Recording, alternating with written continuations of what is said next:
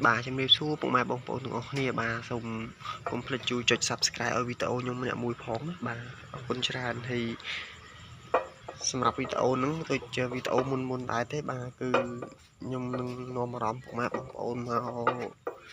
យើងរៀននិយាយភាសាចិនមក clear ពី clear ទាំងអស់គ្នាបាទ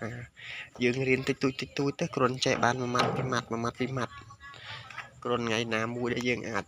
យើងថាផ្សំចំណេះបាទផ្សំចំណេះម្ដងតិចទេមួយថ្ងៃរៀនតិចបាទខ្ញុំក៏ចឹងដូចគ្នាដែរបាទអញ្ចឹងថ្ងៃហ្នឹងបាទកុំឲ្យខាត់ពេលយូរឥឡូវខ្ញុំនឹងខ្ញុំរៀនហ្នឹងបានចេះបានមក clear ពី clear ដែរអញ្ចឹងខ្ញុំក៏មកនិយាយរៀននិយាយផងហើយនឹងចែកម្លែកបាទរៀននិយាយទាំងអស់គ្នាទេបាទហើយចេះទាំងអស់គ្នាបាទសម្រាប់ clear ដែលខ្ញុំរៀនចេះហ្នឹងគឺ clear មួយគេថាចេះចិនគេនិយាយថាគេចង់សួរថាតើគាត់គឺជានរណាឬក៏តើនាងនឹងគឺជានរណាបាទគេចង់សួរអញ្ចឹងបើសិនជាចិនគេសួរថាចេះថាសឹសួយបាទអញ្ចឹងពាក្យថាហ្នឹងបានន័យថាគាត់ឬក៏នាងបាទសឹហ្នឹងគឺជាបាទសួយនឹងនរណាអញ្ចឹង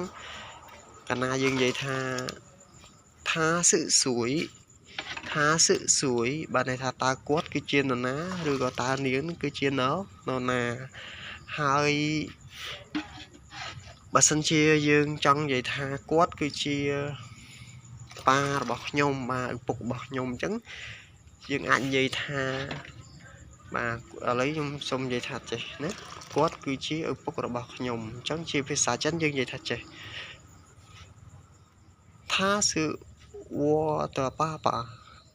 他是我的爸爸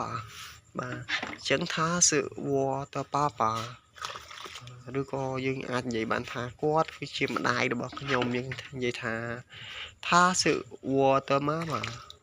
他是我的妈妈បាទអរគុណបងប្អូនហ្នឹងគឺជា clear អាចនិយាយបានថា3 clear នៅហ្នឹងបាទថាសឹសួយអាហ្នឹងតើគាត់គឺជានរណាតើនាងគឺជានរណាបើយើងឆ្លើយថាគាត់គឺជាឪពុករបស់ខ្ញុំយើងថាថា是我的爸爸បាទថាសឹនឹងគាត់គឺជាវហ្នឹងខ្ញុំបាទតហ្នឹងរបស់បាទដល់ពេលប៉ាហ្នឹងគឺឪពុកបាទថាសឹវតប៉ាហ្នឹងមានថាគាត់គឺជាឪពុករបស់ខ្ញុំថាសឹវតម៉ាម៉ាបានថាគាត់គឺជាម្ដាយរបស់ខ្ញុំបាទហើយសម្រាប់ clear ផ្សេងទៀតបាទខ្ញុំនឹង